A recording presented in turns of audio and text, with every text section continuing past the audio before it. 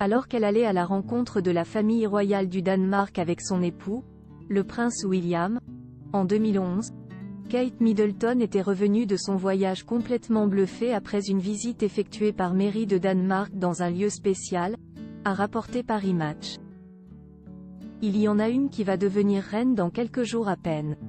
L'autre le sera un jour, mais pas tout de suite. Avec son époux, le prince héritier Frédéric de Danemark, Mary sera proclamée reine le 14 janvier lors d'une passation de pouvoir avec la reine Margrethe II, qui a annoncé son abdication le 31 décembre lors de son allocution traditionnelle de fin d'année. Kate Middleton, qui vient de célébrer ses 42 ans, reste pour l'instant princesse de Galles, avec son époux, le prince William. En 2011, la princesse Mary de Danemark avait pris le temps de faire visiter son palais Frédéric VIII à peine restauré au prince et à la princesse de Galles, en visite au Danemark. Comme l'avait rapporté l'hebdomadaire Paris Match, cette résidence propose une palette d'art contemporain sur ses murs.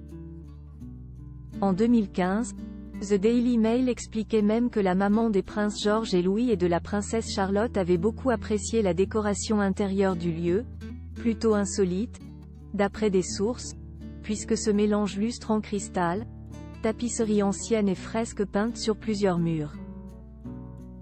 Une déco dont Kate Middleton se serait inspirée quelques années plus tard.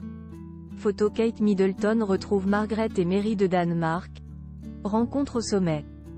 Kate Middleton, inspirée par Mary de Danemark après la naissance de George, en 2013, le prince et la princesse de Galles ont déménagé dans un Kensington Palace rénové par l'État à hauteur de 4 millions de livres, comme l'avait révélé Paris Match. Entre ce qu'elle avait aperçu à Copenhague et son diplôme en histoire de l'art, la belle-fille du roi Charles III aurait laissé parler sa créativité à l'époque. Kate a été vraiment inspirée et veut reprendre des idées similaires pour quelques chambres de Kensington Palace, avait déclaré une source proche de la princesse de Galles au Sunday Express. Quant à l'audace du couple danois, Frédéric avait expliqué à CNN en 2011 que son épouse et lui avaient pris un risque en choisissant de confier la réalisation de certaines pièces à des artistes contemporains danois. Les gens étaient étonnés que nous ayons osé faire cela, avait-il confié. Aujourd'hui installée à El Adelaide Cottage, une maison proche du château de Windsor et à une trentaine de kilomètres de Londres, peut-être que le prince William et Kate Middleton ont aussi fait preuve de créativité pour leur décoration intérieure là-bas. Article écrit avec la collaboration de 6 médias.